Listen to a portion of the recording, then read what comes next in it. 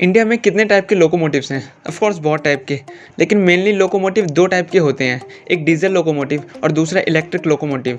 Indian railway हमेशा अपने locomotive को ज़्यादा पावरफुल और ज़्यादा फास्ट बनाने के लिए काम करता रहता है। इसलिए इंडियन रेलवे के ये लोकोमोटिव सभी कंडीशन और प्रॉब्लम में खरे उतरते हैं। ऐसे ही एक प्रॉब्लम को दूर करने के लिए इंडियन रेलवे एक नया लोकोमोटिव लाया है जिसका नाम है WDAP-5। WDAP-5 एक ड्यूअल मोड लोकोमोटिव है जो कि डीजल मोड और इलेक्ट्रिक मोड दोनों पर चल सकता है और आज की हमारी ये वीडियो इसी लोकोमोटिव पर बेस्ड है। मैंने इस वीडियो को कुछ पॉइंट्स में डिवाइड कर दिया है ताकि आपके सभी क्वेश्चंस और डाउट को ईजी और सिंपल वे में समझाया जा सके। नंबर 1, हमें ड्यूअल मोड लोकोमोटिव की ज़रूरत क्यों पड़ी? सिंस 2016 इंडियन रेलवे ने रेलवे नेटवर्क के इलेक्ट्रिफिकेशन पर जोर दिया। सरकार ने 2019 में 100% इलेक्ट्रिफिकेशन के लिए प्लान्स को मंजूरी दी।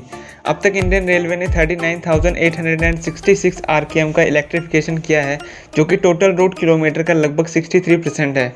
इलेक्ट्रिक लोकोमोटिव के यूज़ से रेलवे को फास्ट स्पीड मिलती थी, टाइम सेव होता था और फ्यूल भी बचता था। हालांकि इतने सारे एडवांटेजेस के बाद भी कुछ केसेस में दिक्कत आने लगी। जब ट्रेन नॉन इलेक्ट्रिक रूट पर चलती थी तो डीजल लोकोमोटिव का यूज़ किया जाता था और जब ट्रेन इलेक्ट्रिक सेक्शन में एंटर करती थी तब डीजल लोकोमोटिव को हटाकर इलेक्ट्रिक लोकोमोटिव लगाया जाता था, जिससे काफ़ी टाइम वेस्ट होता था और ट्रेन भी लेट होती थी। इस प्रॉब्लम के सॉल्यूशन के लिए अगस्त 2019 में रेलवे ने एक सर्कुलर जारी किया जिसमें सभी जोन्स को डीजल लोकोमोटिव के साथ ट्रेन चलाने के लिए कहा गया अगर उनका रूट फुल्ली इलेक्ट्रीफाइड नहीं है तो। इसका मतलब ये था कि जब तक रेलवे का पूरी तरह से एंड टू एंड इलेक्ट्रिफिकेशन नहीं होगा जब तक कोई फ़ायदा नहीं होगा। ट्रेन जब भी इलेक्ट्रिक रूट से नॉन इलेक्ट्रिक रूट पर चलती थी तब ट्रेन का इलेक्ट्रिक लोकोमोटिव को हटाकर डीजल लोकोमोटिव लगाया जाता था और जब ट्रेन नॉन इलेक्ट्रिक रूट से इलेक्ट्रिक में जाती थी तब भी लोकोमोटिव चेंज किया जाता था, जिससे काफ़ी टाइम वेस्ट होता था और ट्रेन लेट भी होती थी। अब इंडियन रेलवे को ज़रूरत थी कुछ करने की, ज़रूरत थी इस प्रॉब्लम का सॉल्यूशन ढूंढने की और फाइनली इंडियन रेलवे ने सॉल्यूशन ढूंढ लिया in the form of WDAP-5 locomotive. इस लोकोमोटिव के आ जाने से अब रेलवे की बार बार लोकोमोटिव चेंज करने की दिक्कत अब खत्म हो जाएगी क्योंकि WDAP-5 एक ड्यूअल मोड लोकोमोटिव है जो इलेक्ट्रिक मोड और डीजल मोड दोनों पर चल सकता है। अब बात करते हैं WDAP-5 के सस्पेंशन सिस्टम की।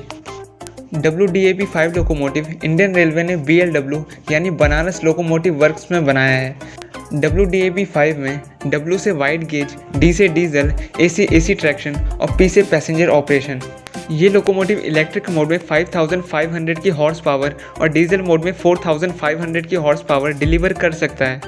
इस लोकोमोटिव की इलेक्ट्रिक मोड में ट्रायल के वक्त 150.8 किलोमीटर की टॉप स्पीड थी, बट नॉर्मली अपनी सर्विस देते वक्त ये लोकोमोटिव 130 to 135 किलोमीटर की टॉप स्पीड में चलेगा। अगर बात करें WDAP-5 की बॉडी की तो वो तो पहले ही डिसाइड था कि इसमें WDP-4D की बॉडी का यूज़ करना है क्योंकि WDP-4D एक लेटेस्ट डीजल लोकोमोटिव है और इसमें डीजल के सारे इक्विपमेंट पहले से ही हैं, बस इलेक्ट्रिक इक्विपमेंट लगाने हैं। इस लोकोमोटिव के सारे इक्विपमेंट लगाते वक्त इस बात का ध्यान रखा गया कि लोकोमोटिव का वेट 135 टन से ज़्यादा नहीं हो। इसलिए इस लोकोमोटिव का फ्यूल टैंक जो कि पहले 6000 लीटर का था अब उसे कम करके 3000 लीटर का कर दिया गया ताकि लोकोमोटिव का वेट कम हो जाए। WDAP-5 के एक लोकोमोटिव की कॉस्ट लगभग 18 करोड़ रुपए है। कई लोगों के मन में एक डाउट रहता है कि क्या WAG-C3 भी डुअल मोड लोकोमोटिव है, तो ऐसा नहीं है। WAG-C3 एक डीजल लोकोमोटिव था जिसे कन्वर्ट करके इलेक्ट्रिक लोकोमोटिव बनाया गया। ये कोई डुअल मोड लोकोमोटिव नहीं है। एक क्वेश्चन और है कि क्या WDAP-5 दुनिया का पहला डुअल मोड लोकोमोटिव है? नहीं, इंडिया से पहले जर्मनी, पोलैंड, स्पेन, स्विट्ज़रलैंड, रसिया, कनाडा, तंजानिया जैसे कई कंट्रीज़ में ये डुअल मोड लोकोमोटिव बन चुके हैं और चल रहे हैं। फिलहाल इस वीडियो में सिर्फ इतना ही। वीडियो पसंद आए तो लाइक करें, कमेंट करें और चैनल को सब्सक्राइब करें।